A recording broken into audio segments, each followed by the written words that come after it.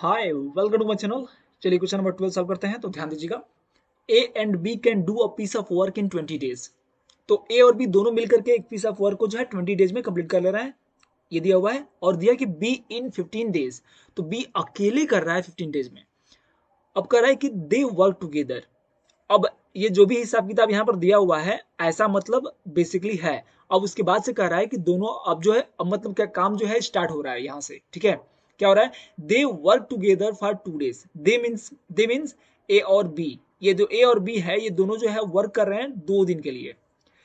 And then A goes away, उसके बाद से ए जो है छोड़ के चला जाता है। तो 2 दिन तक मतलब ए और बी दोनों काम कर रहे हैं।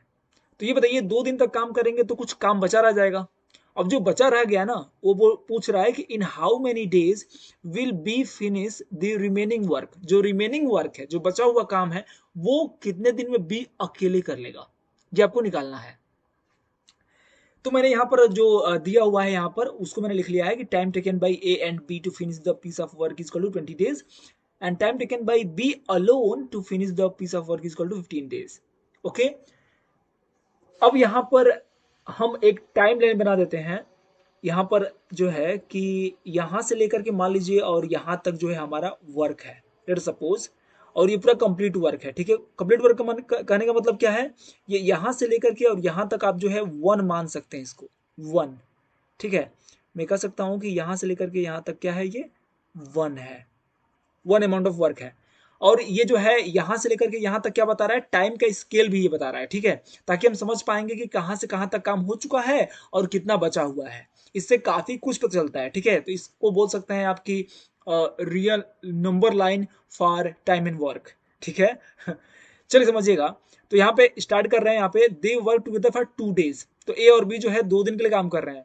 तो हम यहाँ से मान लेते हैं कि यहाँ से वो लोग स्टार्ट किए तो यहाँ तक 2 दिन हुआ, मान लीजिए सपोज।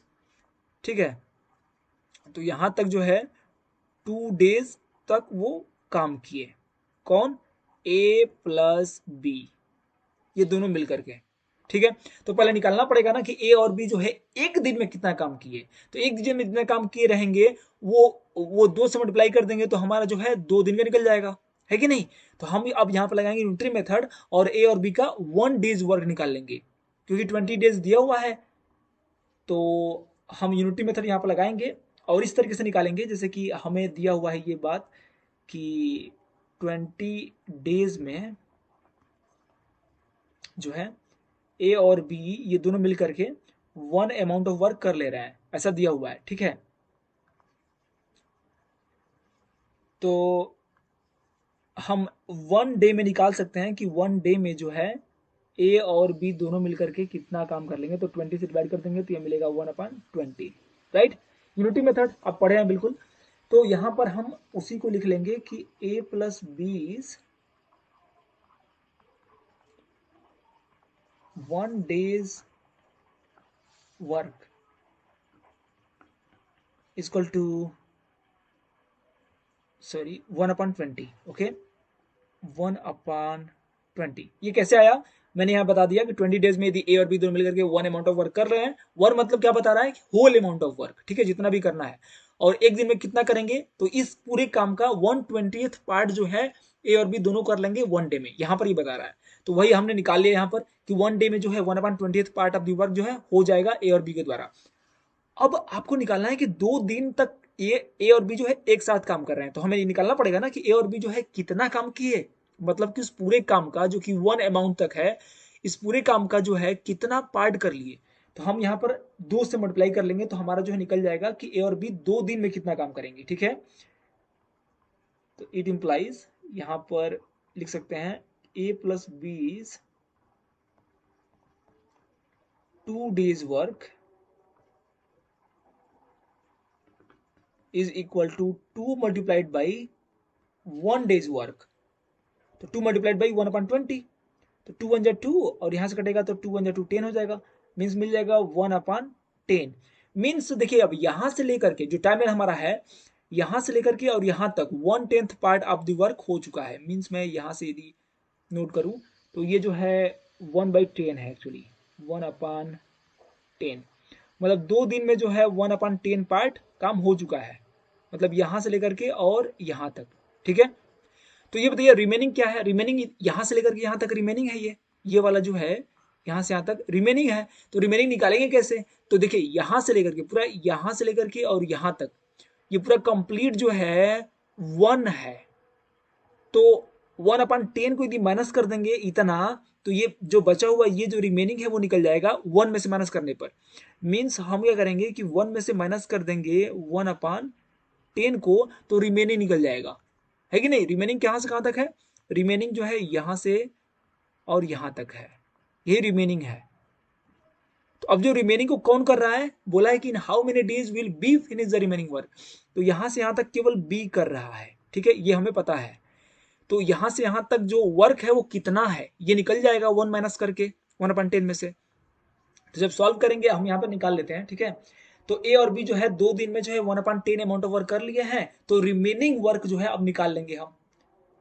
तो इसलिए क्या होगा,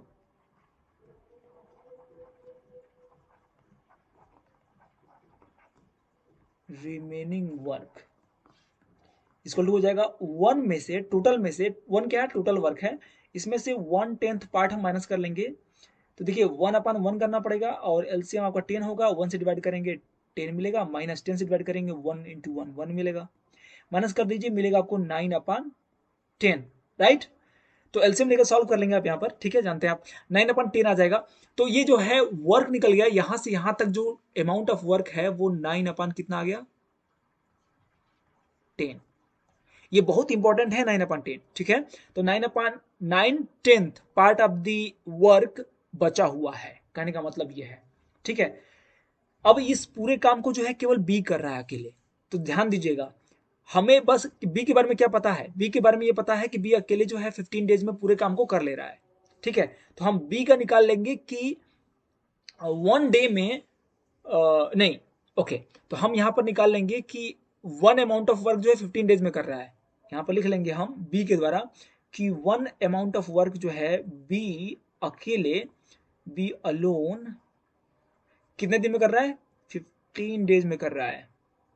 ये हमें पता है कि नहीं, ये रिलेशन जो है यहीं से पता है ना हमें, बस यहीं पर कंसेप्ट लगाना है यूनिटरी मेथड का। अब बताइए बी जो है अकेले 1 अमाउंट ऑफ वर्क कर ले रहा है 15 डेज में, तो 9/10 पार्ट ऑफ द वर्क कितने दिन में करेगा। यहां पर क्या करेंगे, 1 की जगह पे हमें क्या लाना है, 9/10 लाना है बस। तो 9/10 लाने के लिए क्या करेंगे, मल्टीप्लाई कर देंगे 9/10 से, लेफ्ट हैंड साइड में भी और राइट हैंड साइड में भी, तभी तो आएगा 9/10। तो मिल जाएगा कि बी जो है 9/10 पार्ट ऑफ द वर्क जो है बी कितने दिन में करेगा, तो 15 में भी मल्टीप्लाई करना पड़ेगा 9/10 से, है कि नहीं। यहां मल्टीप्लाई करेंगे 9/10 से 1 में, तो इतना ही रहेगा ना, इसलिए मैं लिखा नहीं हूं 1 इंटू 9/10, यहां पर इतना हो जाएगा। अब यहां से 5 से हम किस लोड कर लेंगे, 5 2 10, 5 3 15, तो ये मिल जाएगा 9 3 27 अपान 2। तो मिल गया हमें कि बी जो है उस काम को, मतलब 9/10 पार्ट ऑफ द वर्क जो रिमेनिंग बचा था उसको जो है 27/2 डेज में कंप्लीट कर लेगा। क्लियर है। तो हम यहां पर इसी बात को लिखेंगे, तो कैसे लिखें हम, तो हम यहां जान लिख लेंगे कि we know that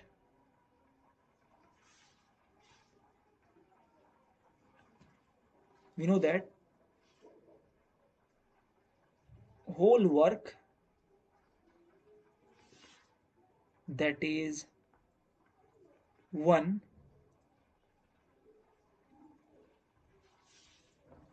whole work done by B alone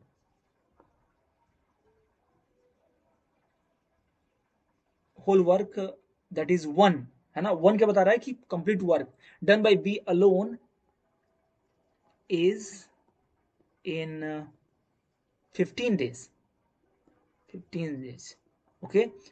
so so 9/10 part, देखिए हम यहाँ पे सॉल्व तो ऐसे करेंगे लेकिन लिखेंगे हम उसी बात को यहाँ पर, ठीक है। तो 9/10 पार्ट of the work